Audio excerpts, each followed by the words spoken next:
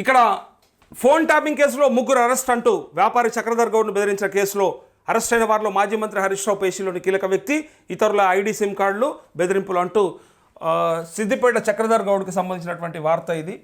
So phone tapping కేసులో arrest అవుతా ఉన్నారట. యాక్చువల్గా ఫోన్ ట్యాపింగ్ కేసులో కేటీఆర్ అరెస్ట్ అవుతాడని చెప్పిండ్రు. మరి కేటీఆర్ ఉండడంలా ఒక టీవీ ఛానల్ ఎండితో కలిసి మొత్తం దాన్ని డేటా అంతా తీసి పెట్టుకున్నారని చెప్పిండ్రు. సో తర్వాత దాన్ని పలగొట్టి తీసుకుపోయి మూసిలు ఎత్తేసారని కూడా చెప్పారు. అయితే ఇక్కడ వార్త ఏంటంటే వ్యాపారి చక్రధర్ గౌడ్ను బెదిరించిన కేసులో అరెస్ట్ అయిన వారిలో మాజీ మంత్రి హరీష్ రావు పేషీలోని కీలక వ్యక్తి, దర్యాప్తులో నిజాలు బయటపెట్టిన పోలీసులు అంటూ సిద్దిపేట జిల్లా నియోజకవర్గానికి చెందిన వ్యాపారి చక్రధర్ గౌడ్ ఫోన్ను ట్యాపింగ్ చేసి బెదిరింపులు వేధింపులకు గురి చేసి ఫిర్యాదుకు సంబంధించిన కేసులో పంజాగుట్ట పోలీసులు శనివారం ముగ్గురిని అరెస్ట్ చేశారు. ఇందులో మాజీ మంత్రి హరీష్ రావు పేషీలోని పనిచేసిన ఉద్యోగి కూడా ఉన్నారు. West zone DCP Vijay Kumar వెల్లడించిన వివరాల ప్రకారం సిద్దిపేట జిల్లాకు చెందిన వ్యాపారి చక్రధర్ గౌడ్ తన ఫోన్ను ట్యాపింగ్ చేసి మాజీ మంత్రి Harish Rao, task force DCP Radhakishan రావు తనను తీవ్రంగా బెదిరించారని, వాట్సాప్ కాల్స్లో గుర్తు తెలియని నెంబర్స్తో భయభ్రాంతులకు గురి చేశారని, తనకు హరీష్ రావుతో ప్రాణహాని ఉందని ఫిర్యాదులో పేర్కొన్నారు. ఈ ఫిర్యాదుపై పంజాగుట్ట పోలీసులు 12/05/2024 కింద ఎఫ్ఐఆర్ను నమోదు చేశారు. ఈ కేసు దర్యాప్తు చేసిన పంజాగుట్ట పోలీసులు సిద్దిపేట జిల్లాకు చెందిన టి సంతోష్ కుమార్ సిద్దిపేటలో భవానీ కమ్యూనికేషన్స్ పేరుతో మొబైల్ షాప్ నిర్వహిస్తున్నాడు. ఇతరుల ధృవీకరణ పత్రాలతో సిమ్ కార్డులు తీసుకొని వాటిని హరీష్ రావు అనుచరులైన బి పరశురాములు అట్లే టి వంశీకృష్ణలకు ఇచ్చాడు. ఈ సిమ్ కార్డులతో వారు చక్రధర్ గౌడ్కు వాట్సాప్ ద్వారా మెసేజ్లు పంపి బెదిరించారు. పలు సందర్భాల్లో డబ్బులు డిమాండ్ చేస్తూ ప్రాణహానికి తలపెడతామని హెచ్చరించారు. వంశీకృష్ణ జిల్లా ఆరోగ్యశ్రీ శాఖ ఉద్యోగిగా ఉన్న సమయంలో అవినీతి ఆరోపణలపై ఉద్యోగం నుంచి సస్పెండ్ చేశారు. ఆ సమయంలోనే కొన్ని రోజులు చక్రధర్ గౌడ్ వెంట కూడా తిరిగాడు. జూన్ 2023లో తిరిగి ఉద్యోగంలో చేరి హరీష్ రావు మంత్రిగా ఉన్న సమయంలో ఆయన పేషీలో చేరాడు. ఆ పోలీసులు ఆధారాలు సేకరించి ముగ్గురిని అరెస్ట్ చేసి రిమాండ్కి పంపారు. ఈ కేసులో Harish Rao A1, task force మాజీ డీసీపీ రాధాకిషన్ రావు A2గా ఉన్నట్టు పోలీసులు తెలిపారు. ఈ కేసులో హరీష్ రావు తనని పోలీసులు అరెస్ట్ చేయకుండా హైకోర్టులో పిటిషన్ దాఖలు చేసిన విషయం తెలిసిందే అంటూ ఈ ఫోన్ ట్యాపింగ్కి సంబంధించి ఏదో జరిగేటట్టే ఉంది.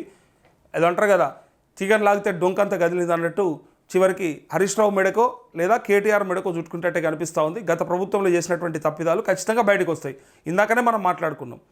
ఈ హరీష్ రావుకి చక్రధర్ గౌడ్ కంట్ల నలుసు లెక్క అయిపోయాడు. ఎట్టి పరిస్థితులలో ఈయనతోని పెట్టుకున్నందుకే ఆయన అబాస్ పాలైపోయినట్టు కనిపిస్తూ ఉన్నాడు.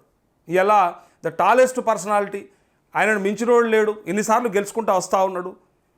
సిద్దిపేటలో జరిగిన అభివృద్ధి కూడా చూడండి అని చెప్పి రాష్ట్రమంతా చెప్తే అక్కడ మాత్రం జరుగుతున్నటువంటి విషయం ఇది. ఈ విషయంలో మరి ఆల్రెడీ హైకోర్టులో కూడా తను పిటిషన్ చేసిండు అరెస్ట్ కాకుండా. సో అరెస్ట్ అవుతాడా కాదా, మరి దానిపైన వాదనలు ఏం జరుగుతాయి భవిష్యత్తులో చూస్తాం మనం. హలో అన్న, నమస్తే, గుడ్ మార్నింగ్. గుడ్ మార్నింగ్ అన్న, good morning and good news also. చెప్పండి, గుడ్ న్యూస్ మీరు చెప్పండి. గుడ్ మార్నింగ్ అని చెప్పి మీ దగ్గరనే ఉంది గుడ్ న్యూస్. పేపర్లో వచ్చింది ఇలా దిశలో. చూడలేదన్నా, లైవ్లో ఉన్నారు. అదే ఫోన్ ట్యాపింగ్ కేసులో ముగ్గురు అరెస్ట్ అంటూ వ్యాపారి చక్రధర్ గౌడ్ను బెదిరించిన కేసులో. వ్యాపారా మీరు సమాజ సేవకులను ఉంటుంది కదా. వ్యాపారం చేసారు, నేను ఒక రాజకీయ నాయకుడు, మరి పత్రికలు గుర్తిస్తలేవేమో. సమాజ సేవకులని అనుకుంటాం మేమైతే, రైతుల కోసం మాట్లాడతలేదు. స్థిరాస్తి వ్యాపారి అని కొత్త టైటిల్ పెట్టారు. అదే వ్యాపారం చేసి నాకది అర్థం కాలే. మీరు అంటే బీఎస్పీ నుంచి పోటీ చేసి ఎమ్మెల్యేగా, తర్వాత రైతుల కోసం మీరు కౌలు రైతులకు వచ్చిన చెక్కులు మిమ్మల్ని చూస్తే రైతు బాంధవుడని విలువాల్సింది తిరమర రాసిరని డౌట్ వచ్చింది నాకు. చాలా సార్లు చెప్పినాం, స్థిరాస్తి వ్యాపారి కాదా బాబు, ఈ రాష్ట్రంలో ఎవడు అయినట్టు రైతు చనిపోతే వాళ్ళ భార్యలకు మళ్ళొక జీవితాన్ని ప్రసాదించినాం మేము. అది చూసినామా, బ్రహ్మాండం అదైతే. Too much. అయితే ఇక్కడ మరి హరీష్ రావు పేషీలోని కీలక వ్యక్తి అరెస్ట్ అయిందంటే మరి హరీష్ రావు అరెస్ట్ ఉన్నట్టే కనిపిస్తూ ఉంది. మీరేమంటారు? ఇప్పుడు సాక్ష్యాలు ఎంత బలంగా దొరికినాయి. ఇప్పుడు వాళ్ళ మనుషులు ముట్టుకోవడం అంటే నరేష్ గారు మీకు తెలియదు ఏం కాదు. గత ప్రభుత్వం లెక్క ఏదో ఏ సాక్ష్యాలు లేకుండా బండి సంజయ్ తీసుకొచ్చి లోపలేసినట్టు కాదు. ఇడ ఈ ప్రభుత్వం కరెక్ట్ గా చూస్తుంది. రేపు బూమరాంగ్ అయితే ప్రజల లోపల ముఖం ఉండదని చెప్పేసి కట్టుకట్టినట్టు జాగ్రత్తగా చేస్తారు. ఇప్పుడు వీళ్ళు బెదిరించిన వాళ్ళు 2022 నుంచి నన్ను బెదిరించారు, ఇప్పుడు కాదు. అంటే కర్మ రిటర్న్స్ అనేది 3 ఏళ్ల తర్వాత జరిగింది. బెదిరించి సిమ్ కార్డులతోటి 30 లక్షలు ఇవ్వని. మీకు ఒకటి తెలుసా అండి, నేను పోతున్న ప్రతి కేసు నాకు తెలుసు ముందే. నన్ను డిపార్ట్మెంట్ వాళ్ళు అడిగారు, నీకు అన్ని తెలిసి కూడా ఉమ్, నువ్వు వాళ్ళతోటి డబ్బులు ఇస్తే నువ్వు బయటపడేటోని కదా, ఉమ్, నువ్వు డబ్బులు ఎందుకు ఇవ్వలేదు, నీకు మేము చార్జ్ షీట్ లో రాయబోయే కేసు ఏంటో కూడా మీకు తెలుసు, ఉమ్, అయినా కానీ నువ్వు ఎందుకు తప్పించుకోలేదు చక్రధర్ అంటే, చూడండి సార్, మీ దగ్గర అయితే నేను నిజాయితీగా బెయిల్ తీసుకొని వచ్చి నాది ఏ తప్పు లేదని నేను బయటపడతా.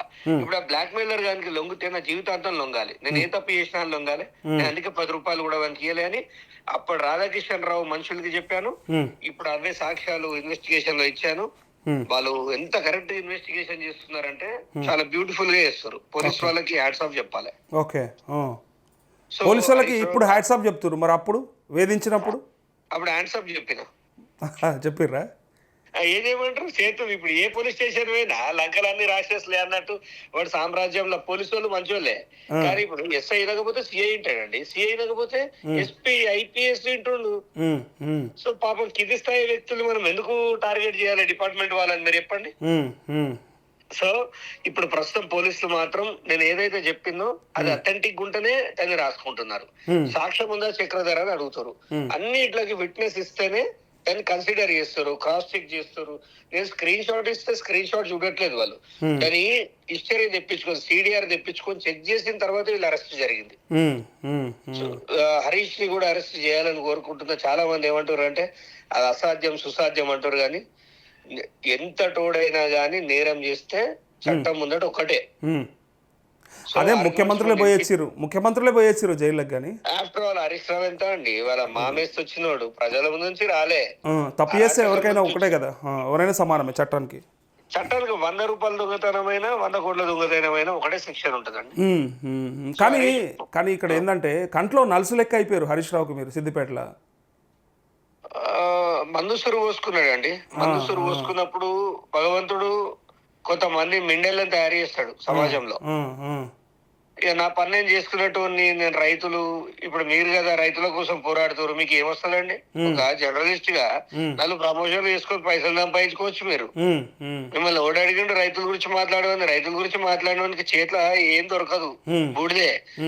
సిరిబి వాళ్ళ ప్రయోజనాల కోసమే కదా మనం మాట్లాడుతున్నాం.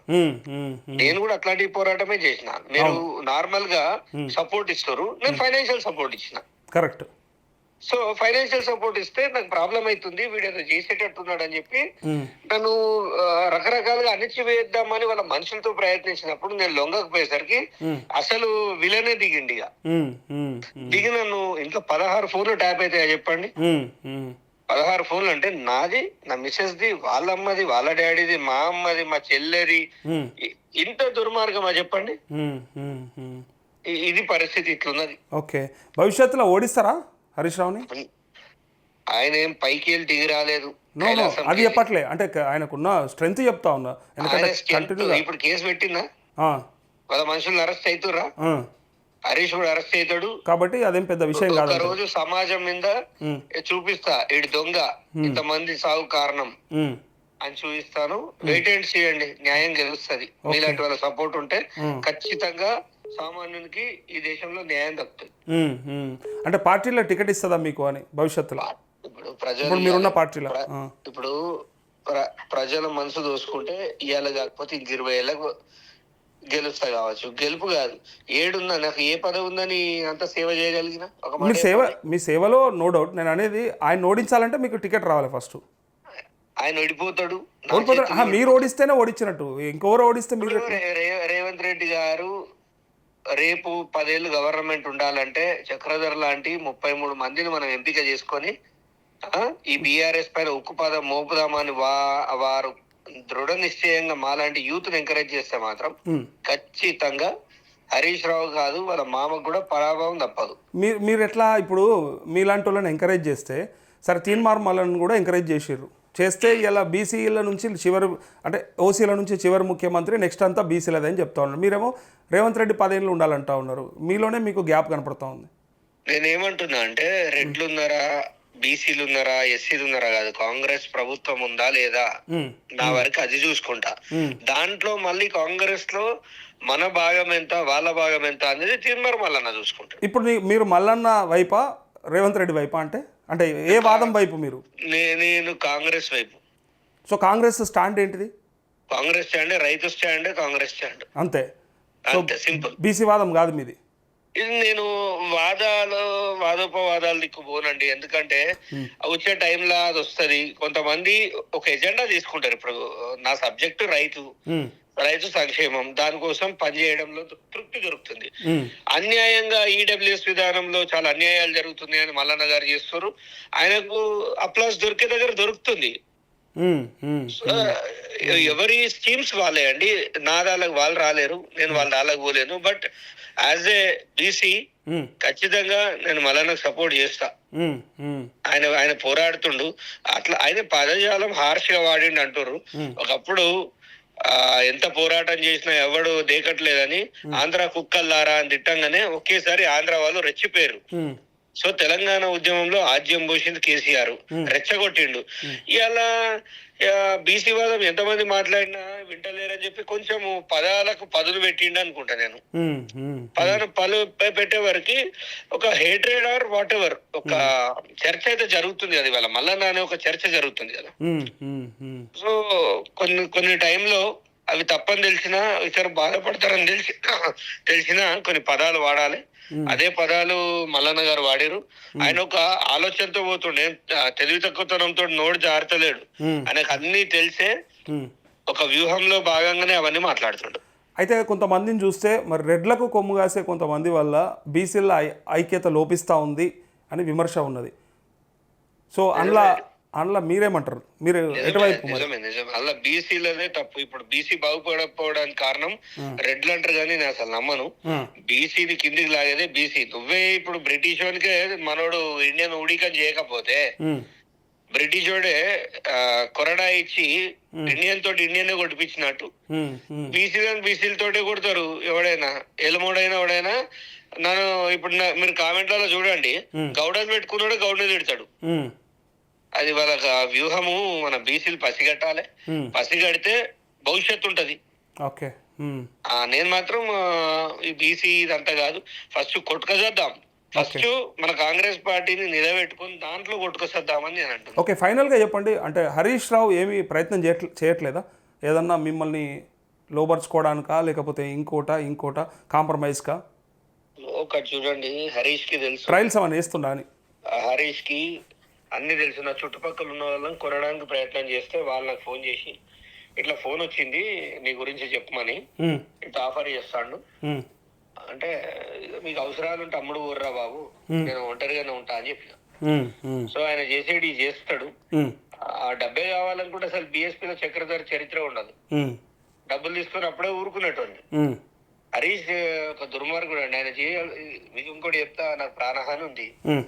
నేను ఇప్పుడు చెప్తున్నా, రేపు ఒకవేళ నేను పుష్కుమని చచ్చిపోయినా కానీ మీరు ఆ రోజే చక్రధర్ చెప్పిండు అంటారు. ఎందుకంటే నేను మరీ చెప్తున్నా, హరీష్ రావు ఎంతకైనా తెగిస్తాడు. ప్రభుత్వం మీద ఉంటే మీకెందుకు ప్రాణహాని ఉంటుంది? అది ప్రభుత్వం తెలవాలండి. ప్రభుత్వం తెలవాలి. ఎన్నిసార్లు మనం చెప్తాము, అరే ఫోన్ ట్యాపింగ్ కేసు పెట్టిండు వాడు పిల్లగాడు ఒంటరిగా తిరుగుతుండు, వాడికి కొద్దిగా రక్షణ ఇద్దాము, పార్టీలోకి పిలుచుకొని కొద్దిగా మాట్లాడదాం అంటే నా ఒంటరి పోరాటమే అయిపోయింది. అప్పుడు ఒంటరి పోరాటమే, ఇప్పుడు ఒంటరి పోరాటమే, కోట్ల చుట్టూ తిరగడమే అవుతుంది జీవితం అంతా. ఎవడండి రాష్ట్రంలో హరీష్ రావు ఇంత ఎదుర్కొన్నాడు ఎవడు ఒక్కడు చూపించండి. కానీ ఇలాంటి కూడా నేను ఓపెన్గా చెప్తా ఉన్నా, మీ గురించి తెలిసిన వ్యక్తిగా, ఇటు పార్టీలు అటు నాయకులు ఎవడు మోసం చేసినా, ఎవడు దూరం పెట్టినా, ఎవరు మీతోని అంటి ముట్టనట్టున్నా రైతుల దృష్టిలో మాత్రం నిజంగా ఇయ్యాలంటే కూడా సిద్దిపేటలోనే కాదు చుట్టుపక్కల కూడా అన్ని జిల్లాలలో కూడా మిమ్మల్ని యాడ్ చేస్తుంటారు. ఎందుకంటే రైతు భరోసా అని ఆ రోజు రైతు బంధువులు ఇచ్చేసి రిటర్న్ దాంతోపాటు ఎన్నో కౌలు రైతులకి చెక్కులు ఇచ్చారు కదా, కౌలు రైతు కుటుంబాలకి. సో దానివల్ల మాత్రం మీకు ఇంకా రైతులలో మాత్రం పేరున్నది. నేను ఏమంటారా, పార్టీలు నాయకులు వాళ్ళు ఎవరి ప్రయత్నం వాడు చేస్తాడు, మిమ్మల్ని ఇబ్బంది పెట్టే ప్రయత్నం చేసిర్రు. కానీ రైతుల దృష్టిలో మాత్రం మీరున్నారు. నేను ఏమంటా ఉన్నా అంటే ఇలా నాకు కూడా రైతులు చెప్పే మాట, అన్న ఏదన్నా ఉండను కానీ రైతుల కోసం మాట్లాడితే మిమ్మల్ని ఎప్పటికీ మేము గుండెలో పెట్టుకుంటామని వాళ్ళు చెప్తుంటే మంచిగా అనిపిస్తుంది. సో మీరు కూడా ఇలా అట్లనే రైతులలో ఉన్నారంట ఉన్నా భరోసా కోరుకుంటారండి వాళ్ళు. రైతులు ఏదో గీక్క తినాలని కోరుకోరు పాపం. భరోసా మా గురించి ఒక వాయిస్ మాట్లాడేవాడు కావాలి మాకు. ప్రతిరోజు అన్నం తింటున్నందుకు ఒక 2 నిమిషాలైనా వాళ్ళ గురించి మాట్లాడాలండి. కరెక్ట్ చెప్పినామన్నా, బ్రహ్మాండం. అందుకే అంటా ఉన్నా, మీరు మళ్ళీ రైతు ఉద్యమాలు ఏమైనా చేస్తే బాగుంటుందేమో అని. నా దృష్టిలో మీరు ఈ పార్టీలు ఇవన్నీ వదిలేసి మీరు రైతులను పట్టుకోండి, రైతుల ఉద్యమాలు చేయండి. మీరు ఎంతో మందికి సాయం చేశారు కదా, ఖచ్చితంగా వాళ్ళు ఆదరిస్తారని నా నమ్మకం. ఒకటండి, నేను చూస్తా రేపు రాజకీయ నాయకులందరూ ఒకటే అనే పరిస్థితి వచ్చింది అనుకోండి, డైరెక్ట్ రాహుల్ గాంధీ గారి దగ్గర పోయి ఇదే ముచ్చడి చెప్పొచ్చు. ఇక పార్టీకి మంచి పేరు తెచ్చేలాగా కొన్ని కార్యక్రమాలు చేస్తా అని వారు పర్మిషన్ తీసుకొని ముందుకు పోతే చేయాల్సింది. ఎందుకంటే రైతు డిక్లరేషన్ లో రాహుల్ గాంధీ ఇచ్చిపోయింది. పార్టీ అంటేనే రైతుల ప్రభుత్వం అండి. అవును, కానీ చూస్తే ఇందిరాగాంధీ గారు కూడా ఆ కాలంలో కౌలు రైతుల గురించి ఆలోచించిందే ఇందిరాగాంధీ. తర్వాత మన వీరు ఎవరు వైఎస్ రాజశేఖర రెడ్డి గారు రైతుల గురించి ఆలోచించిన ప్రభుత్వాలు చాలా పడతాయి. కానీ నేనేమంటా ఉన్నా, వరంగల్ రైతు డిక్లరేషన్లో రాహుల్ గాంధీ కదా మాట ఇచ్చిపోయింది అన్నీ కూడా, ఇవన్నీ నెరవేరుస్తామని చెప్పి. అలా అన్నింటిని కూడా రేవంత్ రెడ్డి మరి దాన్ని సగం సగం చేసుకుంటూ పోతుంటే రాహుల్ గాంధీకి చెప్పేటోళ్ళు ఎవరు, చేరేది ఎప్పుడు? ఇప్పుడు రేవంత్ రెడ్డి గారు ఆ మాత్రమే చేస్తారు సార్. మీరు చూడండి, ఇప్పుడు వారిని తప్పు పట్టడం కాదు, ఇక మీరు వెనకేసుకు రావాల్సిందే. మీకున్న ఆప్షన్ అదే కదా, ఇక వెనకేసుకు రావాల్సిందే. వెనకేసుకు రాకపోతే ఏం చేయాలి? పార్టీలో ఉండి మీరు రైతుల కోసం మాట్లాడండి అంటా ఉన్నాను. మీరు రైతు పక్షపాతిగా ఉండండి. లేదు వినండి, నేను చెప్తా. గతంలో కేసీఆర్ 25,000 రుణమాఫీ అని అన్నప్పుడు 25,000 కూడా అకౌంట్ అలా పడలేదు. మెసేజ్లు వచ్చినాయి, గొర్రెలు యాటాలు కోసి మందు దాయిపించి హంగామా చేసి మీడియాకి పైసలు వాడేసి మేము ఇది చేసినాం అది చేసినాం అన్నాడు. మా దగ్గర సెల్ఫ్ డబ్బా కొట్టుకో శాత కాలే. మా కాంగ్రెస్ కార్యకర్తలు ఎక్కడ ఫెయిల్ అవుతారు అంటే, తెలంగాణ ఇచ్చినప్పుడు మనము సోనియా గాంధీ ఇచ్చిందని చెప్పుకోక అట్లా ఫెయిల్ అయినాం. ఇప్పుడు ఇంత రుణమాఫీ చేసినాం, ఇంత రైతు బంధు చేసినాం, ఇవి చెప్పుకోలేక ఫెయిల్ అవుతున్నాం అండి మేము. సరే, క్షేత్రస్థాయిలో తప్పులు జరుగుతాయి. తప్పులు ఎక్కడ జరగట్లేదు చెప్పండి? ఏ వ్యవస్థలో జరగట్లేదు? అవుట్ ఆఫ్ 100 ఎవరున్నారు చెప్పండి? అయితే వాళ్ళని కాదని కూడా మీకు అవకాశం ఇచ్చినప్పుడు మీరు బాగా చేసి చూపెట్టాలి కదా వాళ్ళకంటే మంచిగా. అది వాళ్ళు కోరుకునేది. ఇంకోటి, మీ కాంగ్రెస్ కార్యకర్తలకు నాయకులకే మాఫీ జరగలే, రైతు బంధు పడలే, అందుకే వాళ్ళే అడుగుతా ఉన్నారు ఇంకా ఎక్కువ. అట్లా జరిగితే మాత్రం దాన్ని అందుకే మీరు రైతు పక్షపాతిగా ఉంటే మిమ్మల్ని రైతులు గుండెలో పెట్టుకుంటారని మా ఆశ, అంతే. 100% నేను రాజకీయాలకు అతీతంగా ఉండండి. రాజకీయాలు నినమున వచ్చినాయండి, రైతులు ఎగ్జాక్ట్లీ అందుకే అంటా ఉన్నాను, మీలాంటి వాళ్ళ మద్దతు కావాలి. చివరి వరకు రైతుల కోసం అదే మన ప్రయత్నాలన్నీ ముందర పడాలంటే మీలాంటి వాళ్ళు ఉండాలి. మీలాంటి వాళ్ళు ప్రయత్నం చేస్తే ఇంకా ఎక్కువ అవుతుంది, అవకాశం ఎక్కువ వస్తుంది. 100% ఈ రాష్ట్ర రైతులకు వాళ్ళ జీవితాలు ఏమైనా వెలుగు నింపుతారు అంటే నేను దేనికైనా సిద్ధమే. రైట్ అన్న, thank you so much Chakradhar అన్న. రైట్.